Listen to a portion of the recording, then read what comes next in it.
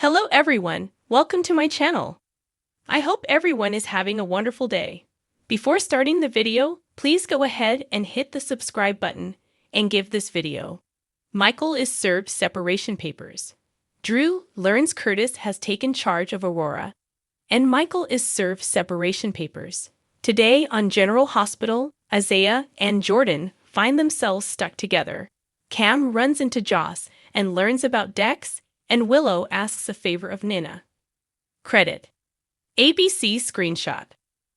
Please note that if you purchase something by clicking on a link within this story, we may receive a small commission of the sale. What's so funny? General Hospital's 2024 blooper reel. That's what. Isaiah is relaxing in the steam room when Jordan walks in, wondering what he's doing here. She reveals this is the women's steam room. He swore he went into the right one. When he goes to leave, they find out they are shut in.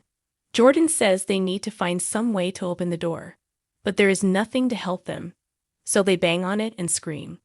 A young woman hears them and comes to their aid but finds the door is stuck. She says she'll get help. Before Jordan can ask them to turn off the steam, they run off, and the steam keeps coming. They sit down, and Jordan laughs about this being how she goes out. He thinks she's been through a lot more dangerous situations than this, having been a cop, and she can say the same about him running around Africa. Eventually, the fire department shows up and frees them. The door jamb got stuck from the other side. The fireman notices Deputy Mayor Ashford and says hello to her. Embarrassed, she thanks him and quickly exits. At the Quartermain mansion, Brooklyn and Gio wrap gifts for Scout. She's worried she went overboard. Gio says there is no such thing at Christmas, but no amount of presents will make up for her losing her mom. She guesses he misses his mom this time of year. Gio says she loved Christmas and would play a certain Italian Christmas carol every time this year, and he'll play it for her. Brooklyn looks forward to it but wonders why he's here and not out with friends. Gio says he hasn't had much time to make friends between school and practice. Brooklyn says she's going to keep on him about getting out there, meeting people, and finding a future wife before her mom finds one for him. He notes she sounds just like his mom. More. Celebrating Steve Burton's General Hospital anniversary. In the kitchen, Jason is about to wash his plate, but Sasha tells him to put it down, as that is her job. Sasha's studying up on some new dishes to get creative with leftovers. Jason thanks her for always having snacks for the kids, given that they don't have much of an appetite lately. Sasha understands, and while she has him here, she thanks Jason as she owes him her life. Jason asks if she's heard from Holly after everything that went down with Sidwell. Sasha says she has, believe it or not. Robert and Holly have both been texting her, and sometimes she texts back sometimes. She bemoans about her mom, but says she at least had the good sense to send him to rescue her from Sidwell. Sasha has a question for Jason, and it's a tough one. She saw an old photo of him in a reindeer sweater, so is there any chance he'll wear it this year? Jason won't be, saying those days are long gone. More. What's next for Joss? Tracy opens the front door to Martin, who has business with Michael. Tracy says to leave the envelope he's holding with her, as Michael isn't here. He explains it is confidential. Tracy invites him in and knows he's here to serve Michael with divorce papers, and she assumes Nina and Willow have retained him to represent them. She suggests he go back and tell them when they go against Michael, that they go against the entire Quartermain family. She says the Quartermains always end up winning in the end. Tracy says no judge would rule over a loving father like Michael for a cheating spouse. He says marriage is complicated, and they have about 8 between them, so they should know. She calls him a vulture who thrives on others' misfortunes. He laughs, given she lives to make people miserable, himself included. He storms out. Later, Jason is about to head out when Tracy stops him. She has made it clear she doesn't like him, calling him a thug and an ingrate. For some reason, Edward, Monica, and Alan loved him, and he rejected that love. Now he's living here, and he's not entitled to. Jason says Danny is entitled to live here, which is the only reason he's here.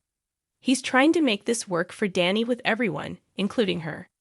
She says one thing she'll give him is that he is exactly who he says he is and doesn't pretend to be anyone else.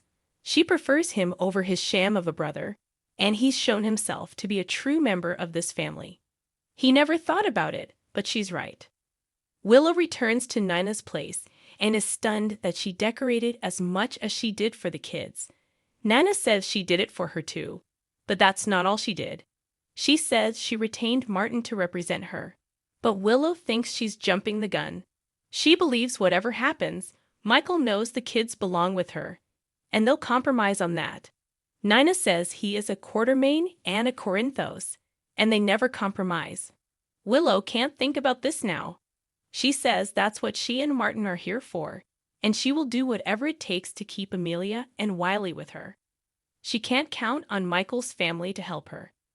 Willow says Drew is on her side, but Nina says he is not someone she should rely on. Willow says Drew is hurting now too. She says he's in a hotel away from his daughter and will be alone on Christmas. Nina thinks he deserves that, but Willow says nobody does. Willow reveals she invited Drew and Scout to come over on Christmas Eve. Nina tells her that is a mistake, but Willow says it is Christmas. Nina says she needs to be ready for a long, hard battle. Willow asks Nina to leave strategy to the lawyers. Right now, she needs Nina to be her mother. Nina says she'll allow Drew over and set down some rules with him, but asks Willow not to dismiss Martin Gray. She'll need him once Michael learns Drew was here with his children. Nina tells Willow to know she'll always be her mom and always be here for her. They embrace. More. Kelly Monaco responds to tweet from a fan. At Aurora, Drew tells Curtis the company's stocks are tanking. Curtis says it's under control. Drew notes he doesn't seem surprised by this. Curtis says everything has already been stabilized, but Drew says an incorrect report was released to the media, so what is he doing about it? Curtis says it sounds like a job for a CEO, and he is replacing him with Michael, isn't he? Drew plays dumb initially, but then admits he was going to put him back in charge of the wellness division. Curtis says he's been a good CEO, and Drew says he has, until today. Drew then realizes Curtis did this for payback, and he has no choice but to fire Curtis. Curtis says he can't fire him as he has been promoted. He says the press release will come out shortly that the company's new majority shareholder, Michael Corinthos, has named him the permanent CEO. Drew can't believe this as they are friends. Curtis says they were friends. Drew vows to get him out, but Curtis has an ironclad contract. Drew thinks the SEC will have something to say, but Curtis claims they'll only see that he and Michael did what was best for the company. Curtis refuses to be a pawn in his and Michael's war and won't be taken advantage of anymore. Drew warns him Michael has his own motives for doing this. Curtis knows, and it seems he's the only one who is focused on Aurora. Drew asks why he didn't come to talk to him about it. Curtis says he tried, and Drew treated him like a lackey. He asks why he gave Michael the job.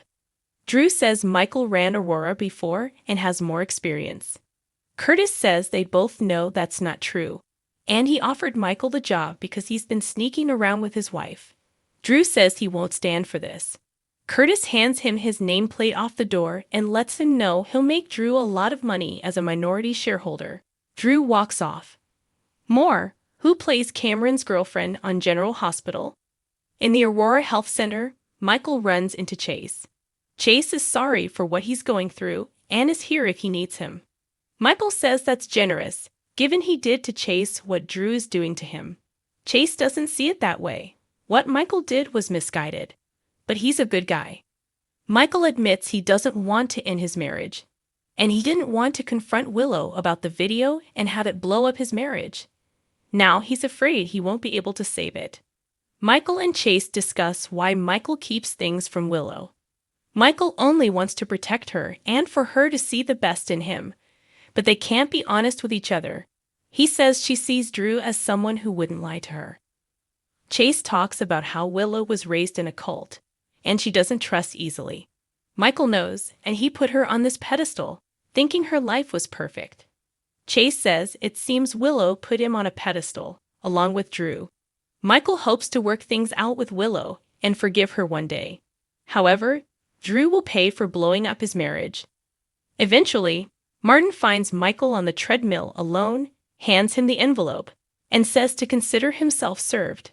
Michael opens the envelope, and it's legal separation papers. In Rice Plaza, Joss is stunned to run into Cam. He reveals he's only home for a bit and is headed to Key West for Christmas. She remembers how much crap he gave her for having warm Christmases in Australia.